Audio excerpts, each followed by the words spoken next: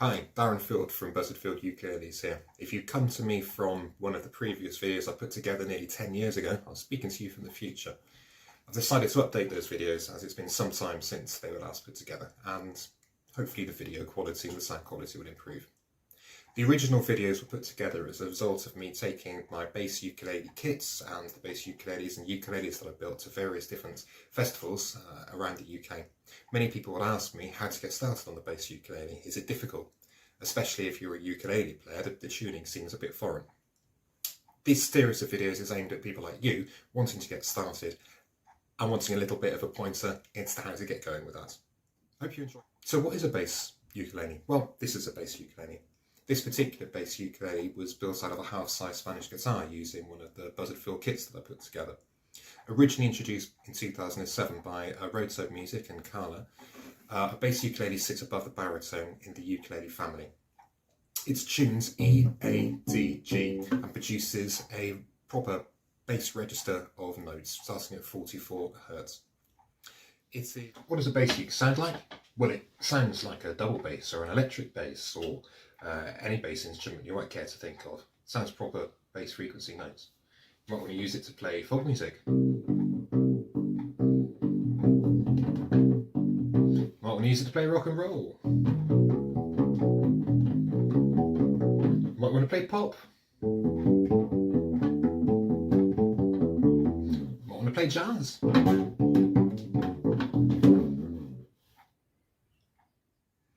So what makes a bass ukulele so suitable and easy to play compared to an electric bass, for example?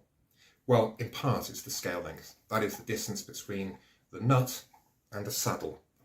Half of that distance takes you to the first octave of strings. Because the scale length is so short as compared to the 34 inches that Leo Fender originally set in 1951 for an electric bass guitar, you can stretch a considerable distance between frets on a single span of your hand. Not only that, the strings used in a bass ukulele, these particular ones are made by a company called Octaves, which you may be familiar with as a ukulele player.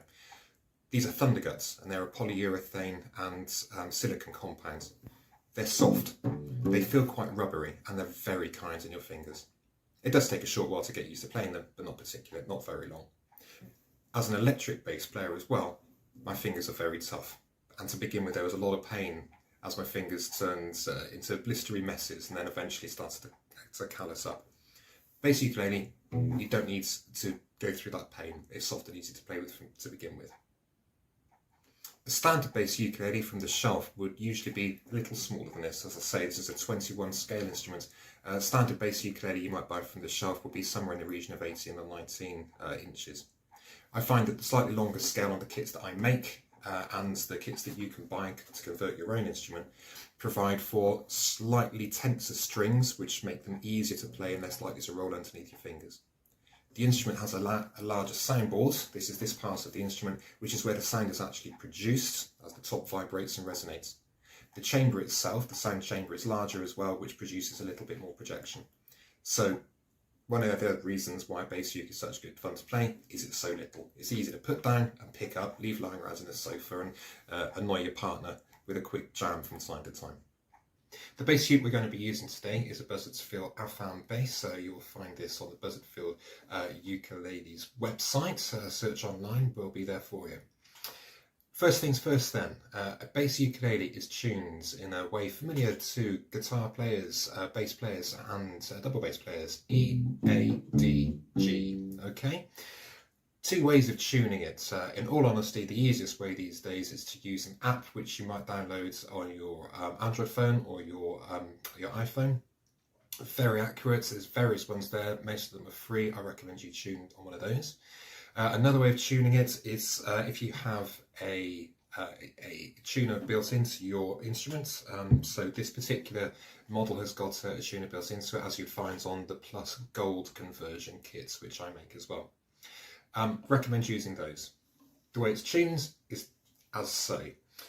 Pluck the notes, look at your tuner. My tuner is telling me that I am flat of the G note that I'm playing. I will pluck the note continuously and gently, and I will rotate the tuning key to see which way the pitch is going. If the pitch is going up, it's becoming sharper, and down it's becoming flatter. Pluck, pluck, pluck, pluck, pluck until the needle or the app indicates that you're in the green zone in the centre. Let it ring out, and then you're looking for a best fit. If it's mostly staying in the green when you plucked it, that's good enough. Another way of tuning it is what's called the self-referential way of tuning it. To do this, you'd need to tune at least one of your strings independently. It's usually the E. You could use a pitch pipe for this one. You could take it from a tuning for another instrument, or you could even use a tuning fork. Once that is in tune, what you're looking for is the 5th fret. We'll get to frets in a second. 1, 2, 3, 4, 5. Pluck the 5th fret. And it's the same as the note beneath it, so you can tune to the first note that you picked on the E string. A, 5th fret, tunes to the D beneath it, and the D on the 5th fret tunes to the G beneath that. That's another way of tuning it. On the subject of tuning with the polyurethane silicone strings, which the bass ukes use, they're a bit sticky, and a common problem that you might often come across is that the strings tend to stick at the nut. So if you've got to tune some distance, what I would recommend you do is just use your finger, forethumb, and just lift the string ever so slightly off of the nut. Every half turn, every 3/4 turn or so. If it feels as though if it's not tuning, the turning of the key isn't making any difference, you need to lift the string. Okay, that's how to tune. Well, once you've tuned your bass uke, what you need to then do is understand how to produce different notes on the fretboard. This area here is called the fretboard.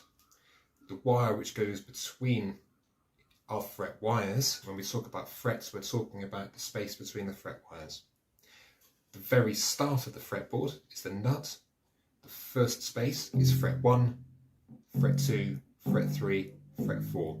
When we talk about particular strings, we may talk about the E string on fret 1 or fret 2 or fret 3. We may talk about the A string, fret 2 for example. We talk about the D string, that could be up to fret 5, you get the idea, and G string being the last one.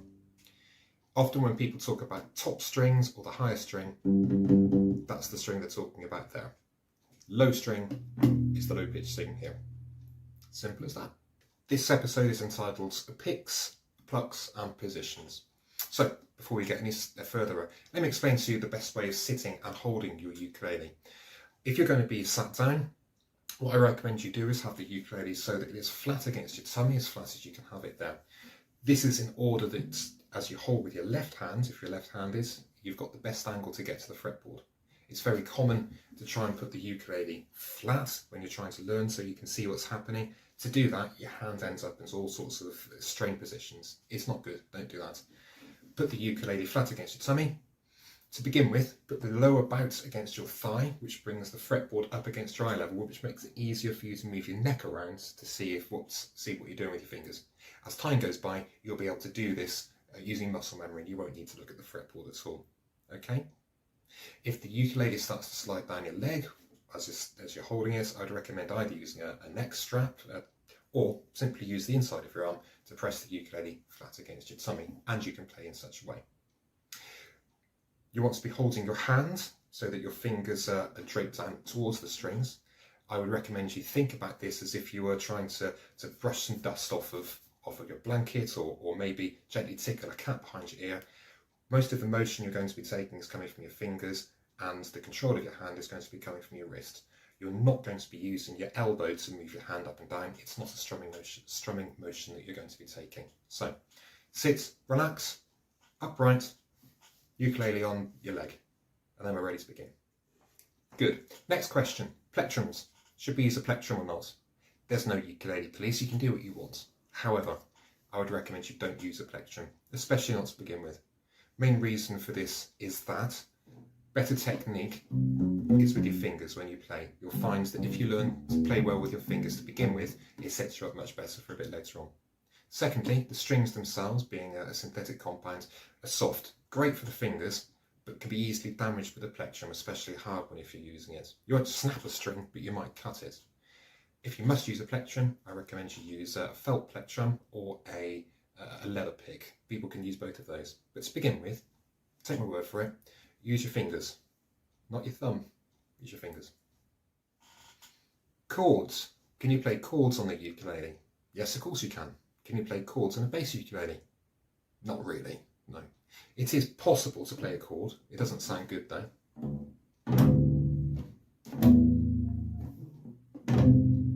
If you're going to use chords, what you might want to do is use what we call dyads, using your 2 fingers and the bottom 2 strings. This sounds okay, but it's primarily a plucking instrument for picking. You'll play single notes rather than chords. If you're familiar with the chord shape on, say, a guitar, you'll know that the strings that you would press down and form parts of the chords can be then used on the bass uke. So for example, to play an A chord on a guitar, you would press down the D string and the G string as an A chord, but you wouldn't play it all at once. Okay, that's picks, plucks and positions. So, root notes. What are root notes? Well, a root note is the tonic. It's the first, it's the main note, if you like, in any musical scale. So, for example, in the scale of G, G is the first note you play, and G is there. Makes it very easy for a guitar player or a ukulele player. Playing a G chord requires particular finger position. Playing a G sus, playing a G diminished, playing a G minor, playing a G minor with an added ninth, all require different finger positions. For you as a bass ukulele player, any G is there. It's as simple and straightforward as that. Okay? So, where are the root notes and what are they? In this episode, we're just going to be looking at playing the E string and the A string, the 2 strings nearest to you. Obviously, notes can be found all over the fretboard, but you'll find it a lot easier to begin with, just focusing on those 2 strings. In truth, the only 2 strings you really need. So, where are they?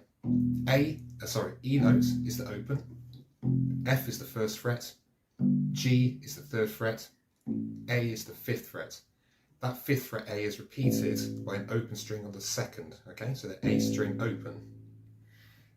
2nd fret is B, 3rd fret is C, 5th fret is D, and then of course you go back to the E at the beginning. So, the root notes are open 1, 3, 5, open 2, 3, 5. E, F, G, A again, B, C, D. Okay? Those are your root notes. It's as simple as that. Obviously, those root notes can be found all over the fretboard. And the sharps and the flats are the notes in between. E goes straight to an F. There is no E sharp. F sharp is the next one up to G. G sharp is the next one up to A. If you're wondering what the flats are, it's just another way of saying it. So G sharp is also the same as A flat. Sharps and flats, same notes in different directions, so to speak. Obviously, those root notes can be found all over the fretboard. And the sharps and the flats are the notes in between. E goes straight to an F. There is no E sharp. F sharp is the next one up to G. G sharp is the next one up to A. If you're wondering what the flats are, it's just another way of saying it. So G sharp is also the same as A flat. Sharps and flats, same notes in different directions, so to speak. Now I've recorded on my uke, the trusty ukulele over here, the chord sequence for All Along the Watchtower. It sounds like this.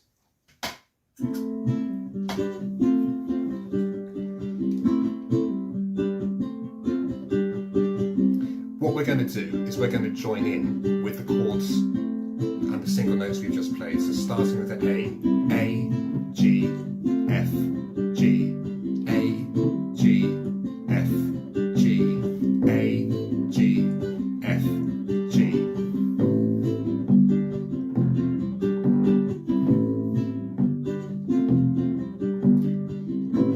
Let's try carrying on with that. Let's try put 2 notes in each time this. Start with an A.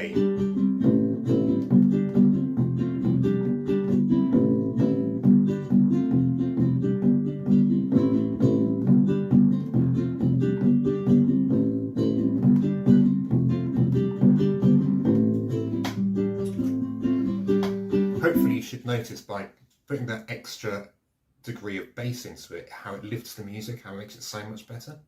Well, there you go. A minor, G, F. You're playing A, G, F. Every song that's ever been written, have a look through your ukulele chord book. Where you see the chord written down, ignore the bit that comes afterwards. It's the tonic, the root note that you're looking for, and now you can play along with your bass. Today we're going to be talking about taking a bass line a little bit further. Last time we were watching and seeing how we could use root notes to play a song by Jimi Hendrix, All Along the Watchtower. We learned that we were playing a simple A, G, F, G, A, and we learned that the bass ukulele means that playing root notes, you can play any song that's ever been written, no matter what the chords are and how complicated they are to play it for a ukulele or guitar player. For a bass player, they can simply be roots.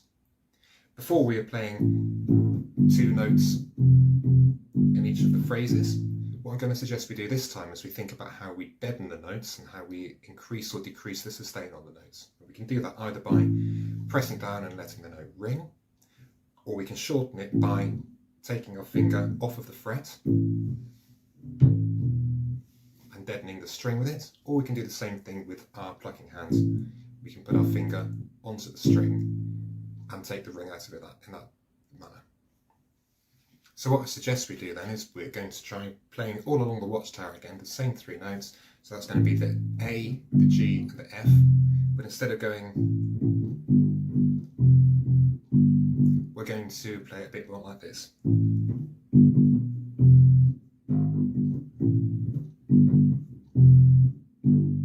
Can you hear the difference there?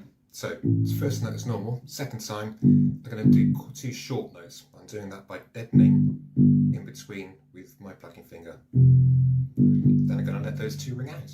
Let's see how it sounds.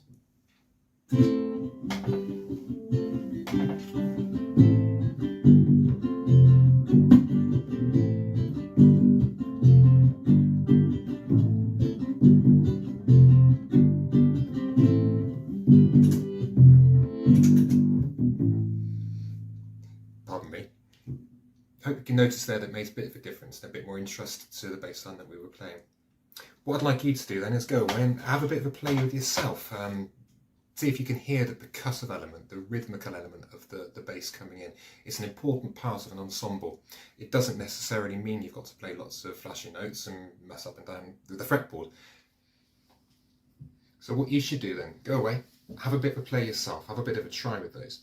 Think about the space between the notes as being just as important as the actual parts where the note can be heard. That's where the groove comes from, that's where the rhythm comes from, and in an ensemble it makes all of the difference.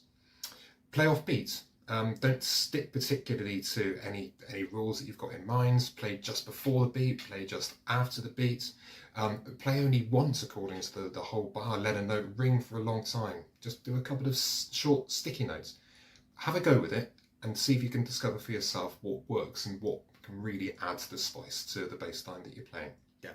So the first thing we're going to have a look at is octaves. What's an octave? Well, an octave is the 12th note above any position that you happen to be playing. So, for example, if I were to play a G here and counted 12 notes upwards, we would get to this note here, which is also a G. But you'll notice it's a higher pitch. It is still a G, but it's a higher pitch. Same thing could be said for C, or any note you happen to play. An octave is the same note, but played at a higher pitch. Why is this useful? Well, it's useful because we can substitute one note for another. It's still a root note, remember, we're interested in playing root notes primarily because any chord comes from its root note. So a C sus9 is still a C for a bass player. Let me show you how that might work, for example, in the All Along the Watchtower riff. Before we were just playing A, G, F, G, but let's put an octave there as well.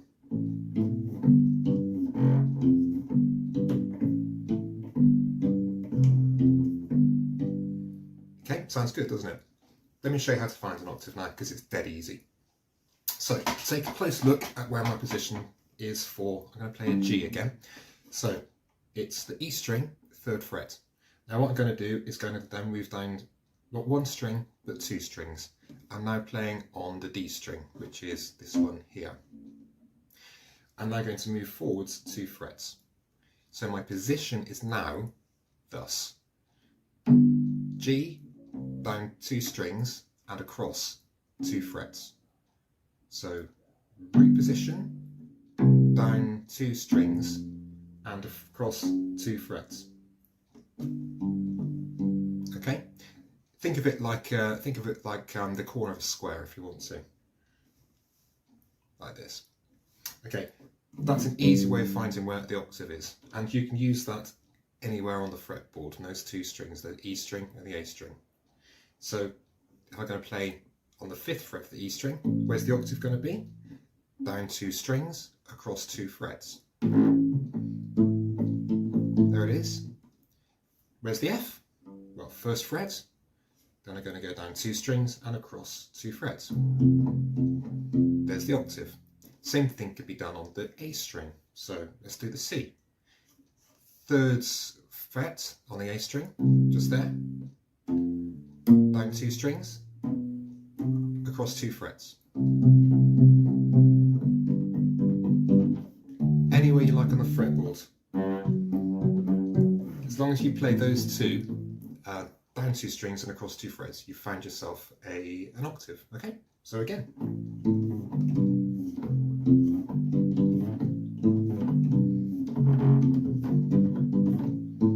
Not bad, huh?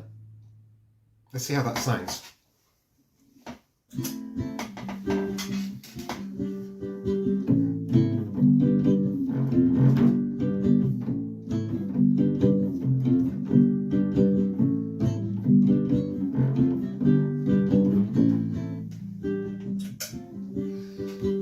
Already starting to lift it up. I'm sure you can agree with that one. While we let that play out for a moment, the next thing we're going to be doing is going to be taking it onto fifths next.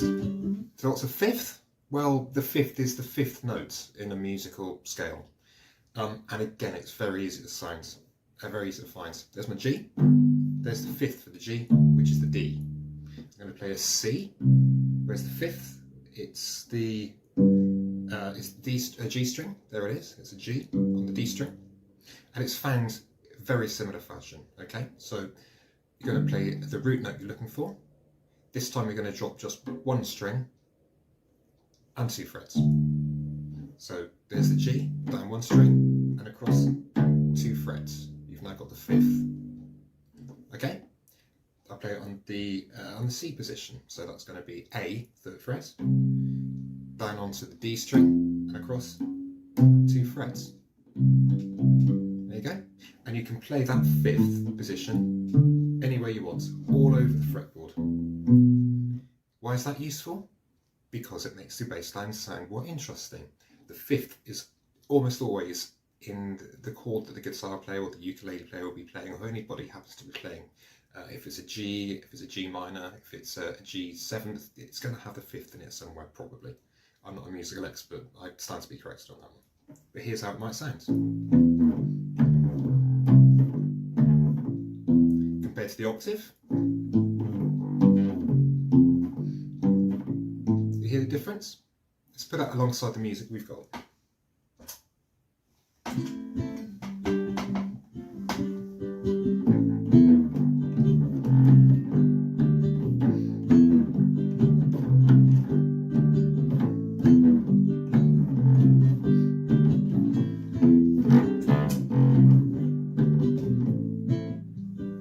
Okay, well let's carry on with that, but this time see if we can add the octaves into it also. Listen.